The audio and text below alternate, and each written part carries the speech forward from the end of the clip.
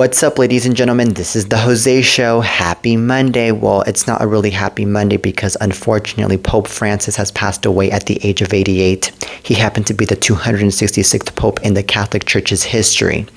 Well, at 7:35 this morning, the Bishop of Rome, Francis, returned to the house of the Father. His entire life was dedicated to the service of the Lord and his church. Cardinal Kevin Farrell said in a statement just today. Well, reports began to surface at the end of February that the pontiff was preparing for death after he was hospitalized with double pneumonia earlier in the month. He was also being treated for bronchitis at the time. So numerous dignitaries visited him in the hospital while he was recovering, including Italian Prime Minister Giorgia Meloni, who said the Pope was as alert and reactive as always. Francis had struggled with his health in recent years. Now, back in March of 2023, he was hospitalized for a respiratory infection in his lungs, but thankfully he was able to survive all of that. Well, apparently, in June of that same year, Pope Francis was laid up in a hospital bed for 9 days after having stomach surgery as well. So there was also that. Well, now just recently, as we all know, he was dealing with double pneumonia, which made things even worse for the poor guy. And now he is up with the Lord. Now, I personally think that it is a really good thing that now Pope Francis is up in heaven resting, because I believe that man was suffering way too much while he was here on planet Earth. Because first of all, he was 88 years old dealing with a horrible sickness, and it was weakening him way too much. And also, let's remember that he was really dealing with so much criticism. He was dealing with so much hate because of all of the people that got to oppose him for his views and his beliefs, especially because he was very, very helpful and supportive towards the LGBTQ plus community, especially because he was like the only pope in the church's history to be giving the blessing to a gay couple, I believe like 2 years ago. And he was highly criticized for all of that. But Pope Francis did all of that because he knew that the LGBTQ plus community, especially that gay couple, are just people that deserve respect and they deserve inclusivity after all. And I believe that was very loving and very human of this Pope to be doing that. And that's the reason to why I believe that Pope Francis is a very good Pope, and he is a very amazing guy, or was an amazing guy. And I believe that just yesterday, by the way, he was having a conversation with Vice President J.D. Vance, which happened to be a very friendly conversation that J.D. Vance enjoyed, and of course Pope Francis enjoyed. And they were talking for like a good, I believe, 15-20 minutes, and Pope Francis just, felt like he needed to talk to the Vice President because Pope Francis felt like he was already about to leave. And what really stunned me the most, though, was how Pope Francis was not going after J.D. Vance despite all of the controversies that he's been facing and despite all of the politics that's been going on here in our country. Because usually a pope or usually a priest would just go off and go after you for all of the things that you have done. But in this case, Pope Francis was all like, no, I'm just going to keep it peaceful. We're going to have a friendly conversation. And then after that, the conversation ended. And then just several hours later, Pope Francis passes away. I think, in my opinion, that he really will mark history as one of the most important popes in the Catholic Church's history. And he will mark history as one of the popes that really was charismatic, very, very awesome, very honest, very out there. And of course, there's going to be so many people that are going to attend the funeral, and a lot of people are going to cry. A lot of people are going to, remember him and so. So there's also going to be that. And now, I believe the funeral is going to be sometime in May. I don't know what date in May, but throughout the weeks to come before the funeral, I believe that the Catholic Church is already going to be choosing who's going to be the replacement of Pope Francis, and there's already a bunch of candidates out and about on who it's going to be. Now, hopefully the candidate the candidates are young candidates, because I think, in my opinion, that there should be someone young that should be replacing Pope Francis instead of somebody that was around his age, because if it's somebody that is around his age, then, that Pope is not going to last at all. So I'm hoping that things get to really turn out well here for the replacement. But may Pope Francis rest in peace. He'll forever be remembered, and he'll forever be in our hearts. We love him. And now on to the next topic. Now let's talk about Kanye West. So Kanye West is claiming he and a now incarcerated male cousin sexually experimented with each other when they were kids, an experience he turned into a new song, believing it contributed to both of their dark paths. So, debuting a new grungy song called Cousins on Monday, Ye sings about stumbling upon adult magazines as a kid, noting the mags he found in his late mother Donda's possession were of the homosexual variety. So, Ye says he eventually showed the mags to his cousin, and they reenacted the male-on-male kissing scenes, leading Ye to eventually suck his you-know-what until the age of 14. So the accompanying visual for Cousins spliced together various clips of video games and semi-pornographic images as Ye crooned about giving his cousin head on the chorus. So this is really insane, because I think that first and foremost, having to be doing sexual things at the age of 14 is so freaking wrong, especially doing it with your own freaking cousin. Now, another thing that is really making me very shocked about this is that he doesn't have the freaking shame to be saying it in a song and to be bragging about it in a song, because it really sounds like it to me that he's bragging about it. If I were him, I would keep all of this to myself, because this is straight up wrong and embarrassing in all levels. And of course, this is going to cause a lot of controversy, and a lot more controversy for him, especially as an artist, because the man has already gone through too much throughout these past several years. But in this case, I think what he's trying to do here is he's trying to call so much attention, because he knows that his career is down the toilet right now, because he knows that he hasn't had a song in like several years, and he's like trying to get that #1 hit. He's just trying to, call attention politically, especially because maybe he wants to run for office again, or maybe he's just trying to, I don't know, he's trying to call Kim Kardashian's attention too, because he knows that Kim Kardashian no longer wants to have anything to do with him.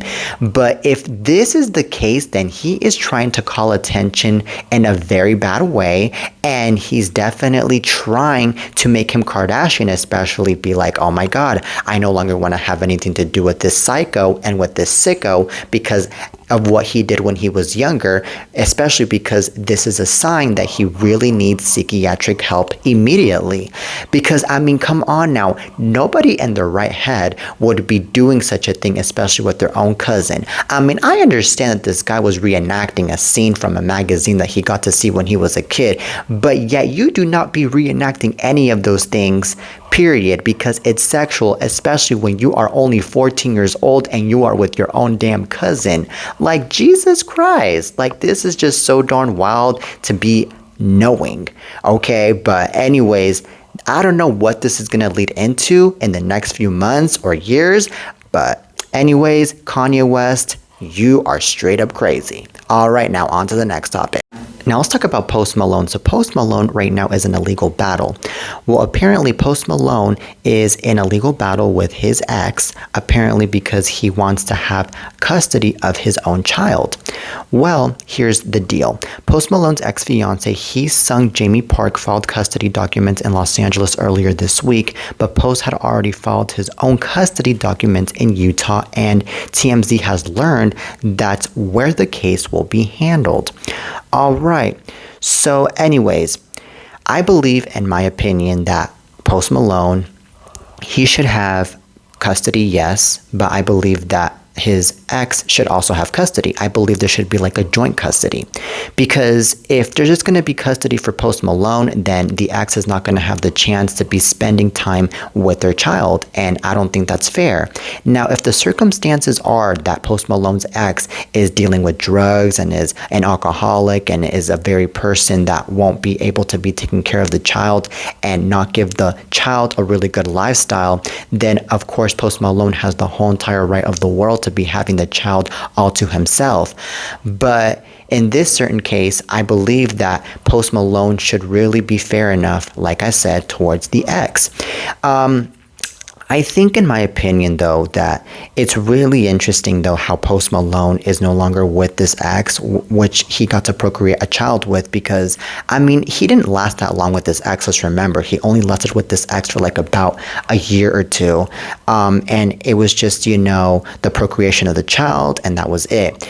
But in this case, I just feel like, Post Malone maybe did something wrong. Maybe he didn't look into this ex really well. Maybe he was like, okay, well, maybe this person isn't really the type of person that I was expecting this person to be, that now I unfortunately procreated a child with this person, and I should have never done that. I regret it so much. I don't know. I think that could be the case with Post Malone, but yet again, I can tell that Post Malone really loves his child, because of course Post Malone is a very loving person, and I can tell that he's a very loving father. So I'm not going to be putting that aside. I think, in my opinion, that's how it is.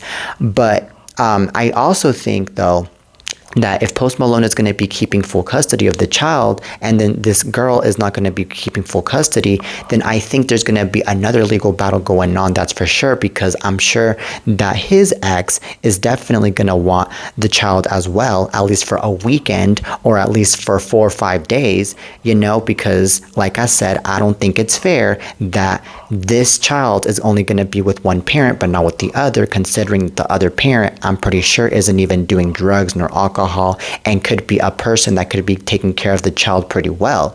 So yeah, I think this is really interesting, that all of this is going to be, of course, in Los Angeles, because apparently all of this was filed over in Utah.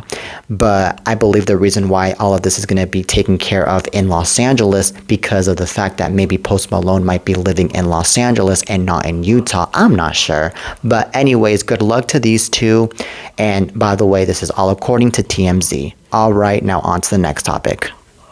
Now let's talk about something very sad. So the brother of former Real Housewives of Orange County star Lydia McLaughlin was shot to death by police during a traffic stop in California, TMZ has learned.